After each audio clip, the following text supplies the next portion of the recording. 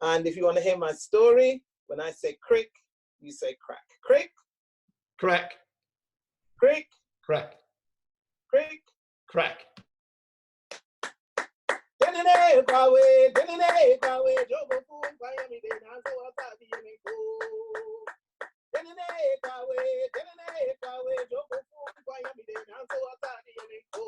Once upon a time, there was a hunter called Kwa. Kwa was loved by everybody in his village. Whenever he went out to fetch meat and came back, the people would sing his praise song. And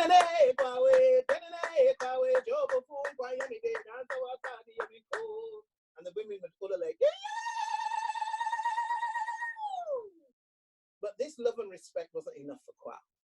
Kwa was a very ambitious man, and he wanted to be known as the chief hunter of the Hunters Association. And the only way to become chief hunter of the Hunters Association was to bring a creature back to the village that had never been seen before, an undiscovered species. So every day after dropping the meat, Kwa would go back out into the forest in search of this creature. And each time he would go deeper and deeper and deeper into the forest. One day he was at the deepest part of the forest. There was sunlight streaming down on this clearing. And as he was about to cross the clearing, he heard what he thought was a woman's voice singing. Asemponipo, onipano pasemo. Asemponipo, onipano pasemo. Kwa was fascinated. Who was singing in the forest? He looked, he couldn't see anybody, but yet the song continued. Asemponipo, onipano pasemo. Asemponipo, onipano pasemo. Which means trouble doesn't go looking for man. Man goes looking for trouble. But Kwa wasn't listening to those words. Kwa was fascinated. Who was singing the song? So he followed the strain of the song until he came to a big leafy green bush. He parted the leaves of the bush, and there was a creature he'd never seen before in his life. This creature carried its house on its back in the form of a shell. It had big eyes, it had a bony mouth, it had hands and legs that came in and out of the shell. And the creature looked up at Kwa and sang, Asemponipo, onipano pasemo. Asemponipo, onipano pasemo. Trouble doesn't go looking for man. Man goes looking for trouble. But Kwa still wasn't listening. Kwa said, you are the creature I've been looking for. You are the creature that's going to make me the chief hunter of the Hunters Association. Come with me back to my village, and I will be given the honors that I deserve. But the tortoise, because as you know, that's what it was, just sang the song again and again and again. And in the end, Kwa lost all patience. He grabbed the tortoise, he threw it into his bag, he threw the sack across his back, and he made his way out of the forest, following the path that he had cut on his way in. And all the way back through the forest, the tortoise sang, Asemponipo, onipano pasemo. Asemponipo, onipano pasemo. All the way back to the village. And when he entered the village, of course, the people seeing him, and because they loved him,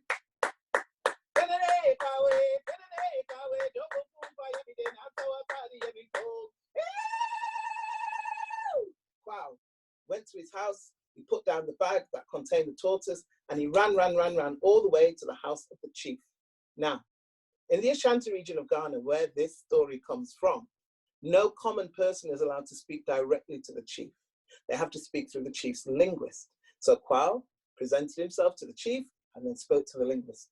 He said, tell our leader that in my house now, there is a creature that sings with the voice of a woman. It carries its house on its back. It has big eyes. It has hands and legs that move in and out of this shell on its back. And I want to present this creature to everybody in the village square to prove that I am indeed the chief hunter of the Hunters Association, and I should be honored thus. So the linguist, having heard Kwa's words, turned to the chief and spoke.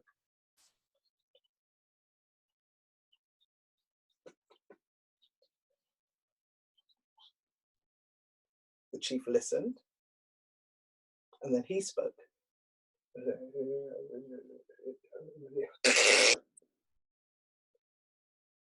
The linguist turned to Kwa. He said, Kwa, the chief greets you, hopes your family is well. But he thinks that because you are blinded by your own ambition, you've forgotten one of the most important taboos of our village. You must not lie. And especially you must not lie to the chief. Now, he knows that you're driven by ambition. He knows you want to be chief hunter of the Hunters Association. And maybe this ambition has twisted you. So he's going to give you the option to go home, take these twisted words with you, never to be repeated again. Kwao said, no, I wouldn't come to the chief and lie. This creature is in my house. This creature is singing like a beautiful woman. A beautiful woman's voice is coming out of its mouth. Please give me the opportunity to prove that I am indeed the chief hunter of the Hunters Association. Tomorrow, when the sun has moved on from its highest point, I wish to present this creature to everybody in the village, so I will receive my honors. Very well, said the linguist. And he spoke once more to the chief.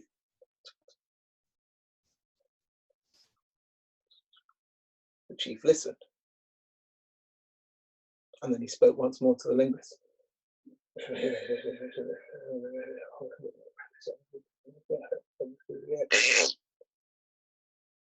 The linguist said, Kwao, the chief sees that you are sincere, therefore he will give you your opportunity. Tomorrow, when the sun has moved on from its highest point, we will all meet at the meeting place. You will bring your creature.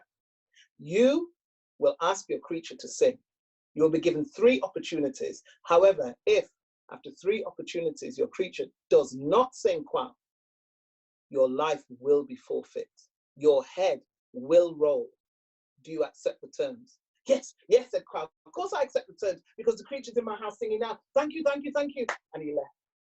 He went back home to prepare for the grand party he thought he would be having the next day, where he would receive the honor, chief hunter of the Hunters Association.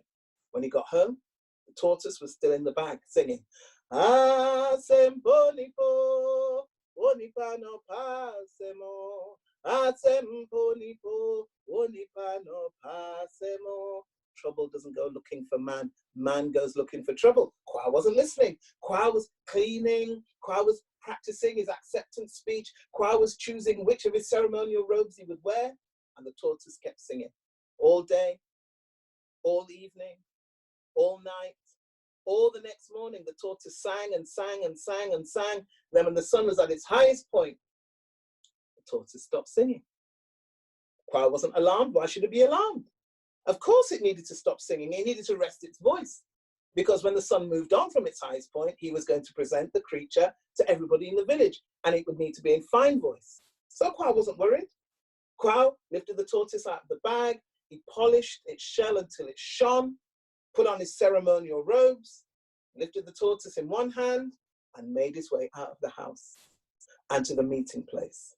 Now, the people had heard the rumors, and the people had seen Kwao, and the people loved Kwao.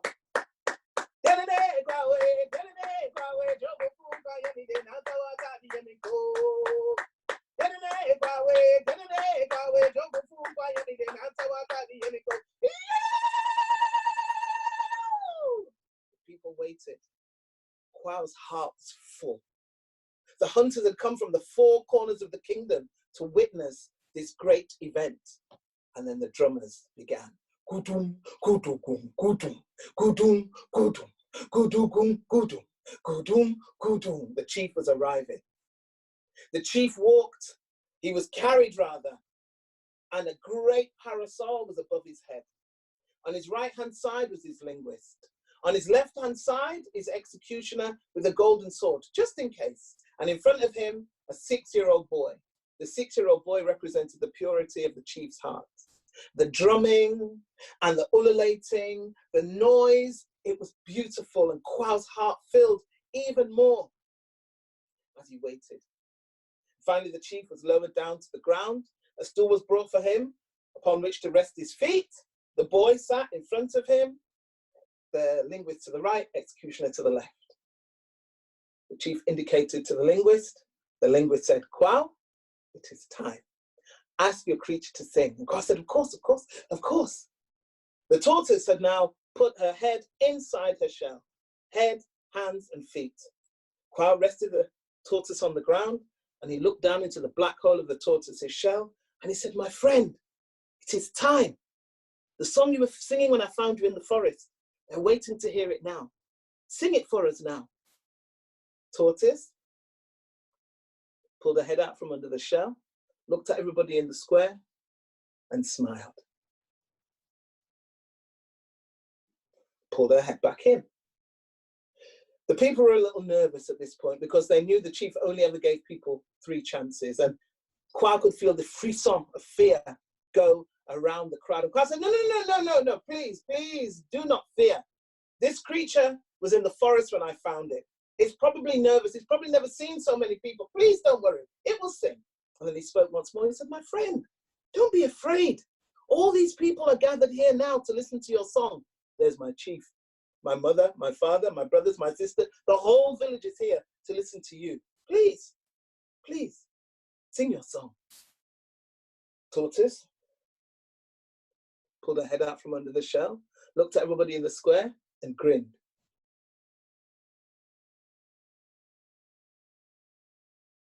Pulled her head back under the shell. Now, even Quail got nervous. His heart was beating. His mother, his father, his family, they began to wring their hands. The chief only gave 3 chances. The chief spoke to the linguist.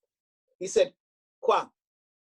Or rather, the chief spoke to the linguist who said to Quail, Quail, you were given the opportunity to take this story with you and go home. We didn't have to be here, but you accepted the terms. And here we are. And I cannot save you. Ask your creature to sing. Quail's knees turned to water. His heart was beating. He was sweating. He went on his knees and he looked deep into the tortoise's shell and he begged. He said, please, please, please. The song you were singing when I found you in the forest, it's time to sing it now. I only have 3 chances. My life is in your hands. Please, sing it for me now. They will kill me. Tortoise pulled her head out from under the shell, looked at everybody in the square and laughed.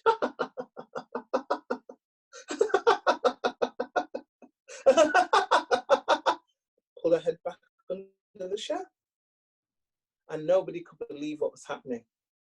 Nobody could believe this was Quail. Quail, he was a respected man. He was an honorable man. Quail didn't tell lies. Everybody trusted Quail.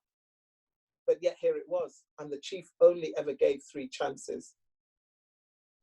Chief clicked his fingers. The executioner stepped forwards and took Quail by the arm. Quail said, no. It can sing. It can sing. It was singing in the forest. It was singing when I sang in my house. Give me one more chance. Give me one more chance. But the executioner was taking Quail to the place of execution. No, he said, no, please, give me a shame. And as Quail's head rolled, Tortoise pulled its head out from under the shell and sang. Ah, semponi po, onipano pasemo. Ah, semponi po, onipano pasemo. Ah, semponi po, onipano pasemo. Asemponi po, unipano pasemo. Trouble doesn't go looking for man. Man goes looking for trouble. When the people heard that, they couldn't understand. They said, why would Quail bring such a creature here? Why didn't he listen to what it sang? Quail's father stepped forwards. He bowed to the chief and he spoke to the people. He said, I'm sorry. I apologize for my son's transgressions. He was deafened and blinded by his ambition. I can only apologize. I take it upon myself to take this creature back to the forest from whence it came. I'm sorry. I'm so sorry. And he took the tortoise. He took it out of the village, along the road, and through the forest, following the track that his son had cut to the clearing.